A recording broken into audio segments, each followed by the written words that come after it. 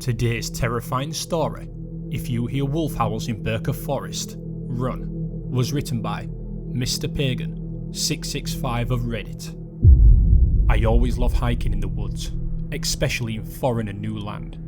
As a medieval reenactor, I would often hike with my gear and try to relive history. A more personal experience, archaeology you could say. This is my last day studying in Sweden. The past few months were a dreadful experience. It all began in October. Me and my roommate Johan and two other friends, Eric and Gustav, we went on a 3-day excursion with our university faculty in the historical site of Birka. As part of the experience, we decided to stay in the old Viking houses that were reconstructed on the site. This choice was made purely for our own research, and since we were all into reenactments, it was a perfect opportunity. The 3-day excursion was from October the 29th to the 31st. Needless to say, spending Halloween at a historical site is not the most thrilling experience. However, it was different. The management of the site would provide us with a whole day recreational Viking ceremony, including a night feast, a huge bonfire, music and dancing, and in general the whole and proper Viking equivalent of Halloween. Needless to say, we were pumped. The first 2 days were quite interesting.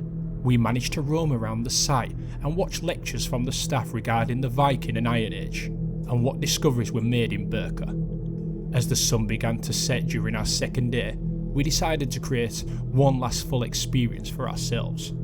We looked at the activity programme for the last day and saw that before the festivity and the bonfire ritual, a gap of 2 hours were available for our own personal use. We then decided that we would leave the historical site and head towards a campsite which was located approximately 500 metres from the rear entrance. The goal was to set up camp around 4 PM and then head back around 6, just 30 minutes before the bonfire ritual. The next day, around 3:30, we began walking towards the direction of the campsite. We roughly knew where it was due to a map that was given at the historical site that included trails and other landmarks around the site. We passed through a patch of dense forest and reached a small uphill. From there, a small path was laid and we were to follow it. According to the map, we should reach the campsite soon. The sun began to set at that time and its orange light danced among the top of the pine trees while darkness began crippling from their trunks and roots. The air began to feel colder and the autumn breeze was sending the smell of fresh earth and the faraway scent of sea. In the distance in front of us, we saw a wooden frame with a sign hanging from it. On it was carved and green painted letters, Odin's Campsite in Swedish.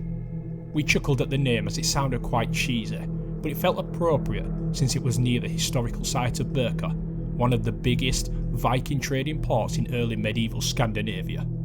As the stars began to appear in the night sky, we lit our campfire and sat around it, pretending how to plot the attack and discuss various topics while having a small feast of our own. Time had passed by, and we were already dressed in our battle gear. We lit Gustav's makeshift torch and decided to head back towards the historical site, as it was already approaching 5:40 PM. The moon was full, and its light along with the torches made it easier to navigate in the dense forest. As we reached the downhill, we began to descend cautiously, and with a steady pace. When we reached at the bottom of the hill, there was an eerie silence. Forests at night tend to be silent, but this felt different, as if any life was drained at that moment when we pressed our feet at the bottom of this hill. A cold wind suddenly appeared, briefly making our torches flicker. 2 ravens flickered amongst the tree branches and began to caw in their raspy voice. Their voice echoed in the silent forest, and we were frozen in place. Then a branch snapped towards the direction of the hill. We all whipped around and saw 2 small yellow dots glittering in the night. The moonlight outlined a small furry creature with 2 long arms and legs. Moments after, a howl sounded at the distance towards the direction of the paw. We all looked at ourselves with fear in our eyes. The creature at the hill began howling back as if the 2 things were communicating and sharing our positions. There were no wolves in this area, said Gustav in a slow, raspy voice. We all turned to see him as he drew his blunt sword from his belt. We knew a blunt sword won't do shit in a real combat, but it was still better than nothing. We all interlocked our eyes as we knew what had to be done. Shield in one hand and spear in the other, we braced ourselves for the worst. The creature stood up, and its humanoid form was clear to us. He began yelling and screeching, and his small knife reflected in the moonlight was seen changing positions as he flared his arms menacingly. He scoffed and roared, then he began charging downhill like a madman. The hill was quite steep, and him roaring and charging like that was inhuman, especially in such darkness. This behaviour only a small animal would be able to do. He reached us with full speed, kicking our two-men shield wall. He was pushed back, and at that very brief moment, we could distinguish some of its features. The man seemed quite fit, and his face was aggressive. He wore a wolf pelt and wielded a small seax in his right arm. He wore no clothes or armour to indicate possible reenactor that perhaps overheard our plans and decided to play along. This was a complete stranger to all of us. Johan made a step closing in on him, spear in his hand, pointing to the man. He began cursing in Swedish and threatening to call the police if the man didn't leave us alone. The man's eyes grew wider. He began laughing and began speaking in a tongue unknown to us. It sounded Nordic, but older. Some words were similar to modern Swedish, but none of us understood exactly what he said. However, some words were clear to all of us. Blood for Odin. It was clear this man here was either a mad local or someone playing a trick on us. As we stood there, baffled, the man charged one more time, this time with a more aggressive action. His seax passed by our shields and hitting Johan on the shoulder. Thankfully for his main shirt, he didn't get hurt. Eric had enough of this and threw a rock at the man's direction, cursing again in Swedish.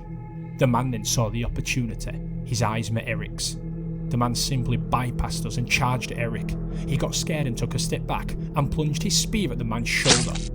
The wolfman began howling and screeching in pain, yet he moved forward, just to slice Eric with his dagger. By doing so, he was impaling himself even further with the spear. Eric, in shock, left the spear and ran towards the historical site. As we saw that, we immediately began running after Eric, screaming at him to wait, but to no avail. As we left the man to bleed, the darkness crept more behind us. The birds began to chirp again and the crows began circling around us. As we came closer to the historical site, we heard a piercing howl coming from the part of the forest. We ran like crazy as we entered the house. Eric was in shock and began crying. His arms were shaking as he repeated to himself, "Oh my god, I killed him. I can't believe it." "It was self-defense, Eric," I said to him, trying to calm him down. "It wasn't your fault. The man charged you with a weapon. You just had to do something." He looked me in the eyes and with a shaky voice he whispered, "But I provoked him. If only I didn't throw that rock." Johan stood over Eric and he put his hand on his shoulder. "The man was crazy, Eric. He wielded a sharpened knife, not blunt like ours.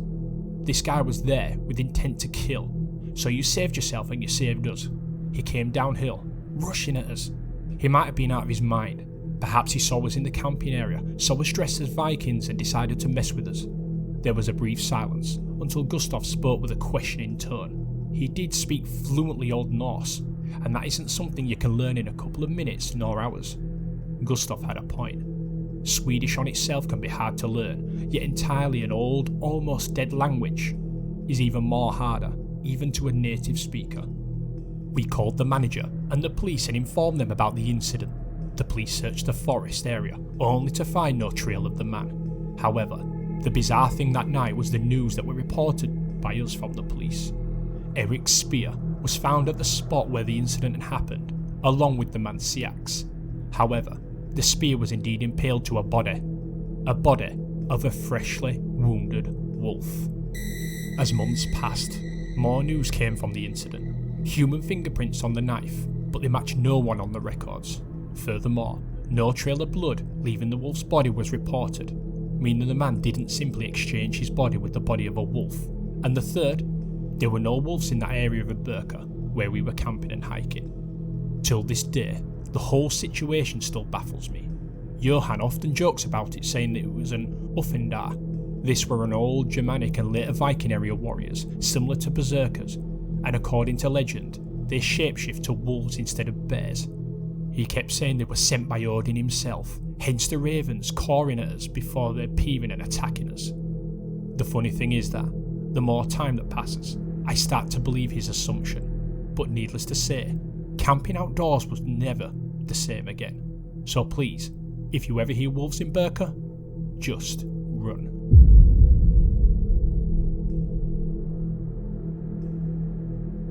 Today's shout out goes out to Ahmed V. Thank you for the support.